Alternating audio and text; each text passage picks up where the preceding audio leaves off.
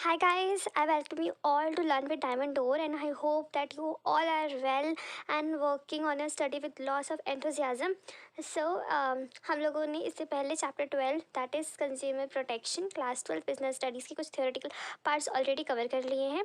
अब now it's time to do the case study so that हमें पता चल जाए कि जो भी हमने पढ़ा है क्या हम उसको अप्लाई कर पा रहे हैं, क्या हम उसको लगा पा रहे हैं, राइट. और आई होप कि जो भी मैंने प्रीवियस के टॉपिक कवर कर रखे हैं सारे चैप्टर से, तो वो आपको समझ में आ रहे होंगे और you are able to do the case study, right. और अभी जो प्रीवियस केस स्टडी जो मैंने कंज्यूमर प्रोटेक्शन से रिलेटेड की थी, आई hope you get a good idea about the consumer protection thing. Because अभी हमने बहुत नॉर्मल चीज़ें पढ़ी है, बहुत कंसेप्चुअल चीज़ें पढ़ी है, अभी बहुत ज़्यादा हार्ड तो कुछ पढ़ा ही नहीं, ठीक है ना.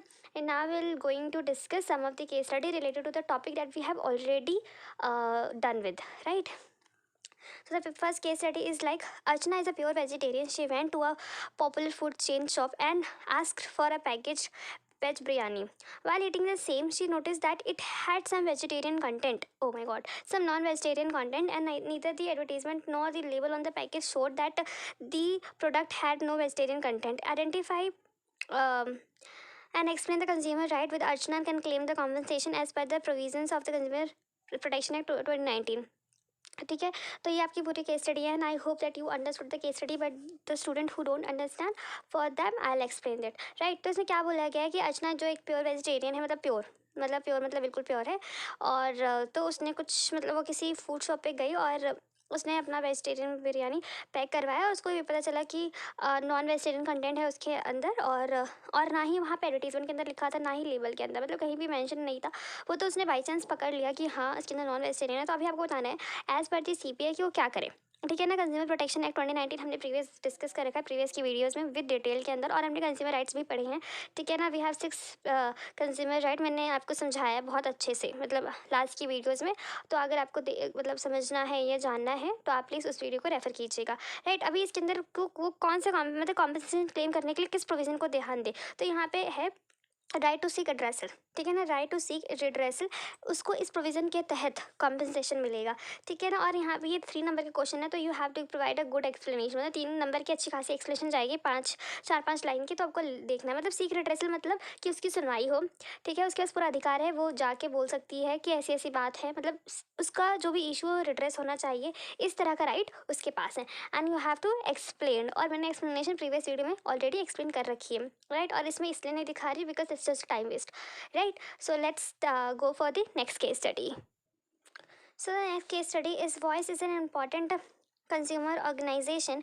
It organized workshop in the month of December in Delhi NCR for the consumer. The theme was organic food from farm to plate, to spread awareness on the importance of organic farming and to encourage consumers to switch from conventional food that contains chemical pesticide to organic food. Expert speaker from farmers community explained the harmful effect of the usage of pesticide in farming and the importance of organic food. People were informed that the organization regularly tests samples to detect adulteration like presence of heavy metals or pesticide. The result of the tests were published in monthly magazine Consumer Voice to make people aware of the quality of the different product. It also provided aid and the legal advice to the consumer in seeking a remedy. State the function performed by the consumer voice for the protection and the promotion of consumer interest by quoting lines from the para. तो ये हमारी case study है. I hope you understood. ये मतलब जो second part की case study बना रखी है ना मैंने, role of consumer organisation and NGOs, उसका 6 हमने 6 से 7 कुछ पॉइंट्स पढ़े थे, वो इन्होंने डायरेक्ट उठा के इसके अंदर डाल दिया है. तो ये समझ में आ रहा है आपको केस स्टडी कैसे आने के चांसेस है, इसलिए मैं आपको टॉपिक के साथ केस स्टडी करा रही हूँ, सो दैट आपको ये पता चल जाए कि अच्छा वो तो थ्योरेटिकल पोर्शन है, उसको हमें प्रैक्टिकली कैसे एनालाइज और यूटिलाइज करना है, ठीक है. तो पूरा का पूरा मतलब पूरा जो भी मैंने पार्ट 2 में शायद पढ़ा है, ठीक है ना, जितना भी है ना, मतलब पार्ट 2 के अंदर मैंने जितना सारा पढ़ा रखा है आपको रोल ऑफ एनजीओज ऑर्गेनाइजेशन का, उसमें उसको पूरा उठा के इन्होंने चिप दिया है, क्योंकि इसके अंदर पूरा वही बोला गया है. जिन्होंने वीडियो देख रखी होगी उसको तो उनको तो ऑलरेडी समझ में आ गया, आई एम श्योर, ठीक है. बट जिन्होंने नहीं देखी तो उसके लिए कुछ नहीं है, प्लीज़ आप जाके उसे रेफर कर लीजिए. और अभी करंटली अगर कुछ बच्चों को नहीं समझ में आया तो उसके लिए मैं एक्सप्लेन करती हूँ कि क्वेश्चन में क्या बोल रहे हैं. तो वॉइस एक ऑर्गेनाइजेशन है, कंज्यूमर ऑर्गेनाइजेशन, और उसने क्या करा है कि एक वर्कशॉप ऑर्गेनाइज किया है दिसंबर के अंदर, हम दिसंबर में, और दिल्ली एनसीआर में. और मतलब जो थीम है वो हमारी है ऑर्गेनिक फूड, जिसके अंदर वो अवेयरनेस फैलाएंगे कि ऑर्गेनिक फार्मिंग क्यों इतनी इंपॉर्टेंट है, और मतलब कन्वेंशनल फूड पे ज़्यादा फोकस रहेगा, और जो भी हम लोगों का पेस्टिसाइड्स वगैरह इन सब की यूटिलाइजेशन कम से कम हो, मतलब ये मोटो रहेगा। और इम्पोर्टेंस ऑफ ऑर्गेनिक फूड बनाना है। और मतलब वो प्रॉपर टेस्ट करवाती हैं, टेस्ट एजेंसी से जुड़ी हुई हैं, और जो भी रिजल्ट आते हैं वो उनकी एक मैगजीन है कंज्यूमर वॉइस, उसके अंदर जाके सब कुछ पब्लिश होता है। और सो दैट मतलब कंज्यूमर अवेयर हो सकें कि इस प्रोडक्ट के अंदर ये इंग्रेडिएंट्स हैं, ये इतना ऑर्गेनिक पार्ट है, इतना नॉन ऑर्गेनिक पार्ट है, इस तरह का काम वो करते हैं। तो आपको बताना है कि यहाँ पे मतलब कौन कौन से फंक्शन, क्योंकि ये कंज्यूमर ऑर्गेनाइजेशन है जो कंज्यूमर के लिए काम करती है, मतलब वहाँ पे कंज्यूमर ऑर्गेनाइजेशन कुछ होती है। मैंने आपको बोला भी था, अगर आप लोग ऐसी कोई ऑर्गेनाइजेशन से कमिट है या किसी एनजीओ से कमिट है जो हमारे मतलब कंज्यूमर के वेलफेयर के लिए काम करती है, तो उसके आपको नेम कमेंट्स करने हैं, ठीक है। Same homework for this video as well. If you committed to any organisation और NGO who work for the consumer protection, then do just comment below, right. तो इसमें बताना है कि आपको कौन कौन से फंक्शन परफॉर्म कर रही है। तो जैसा कि मैं बोल रही थी कि हमने ऑलरेडी इसको पूरे डिटेल में कर रखा है, तो ब्रीफली मैं आपको एक्सप्लेन कर देती हूँ।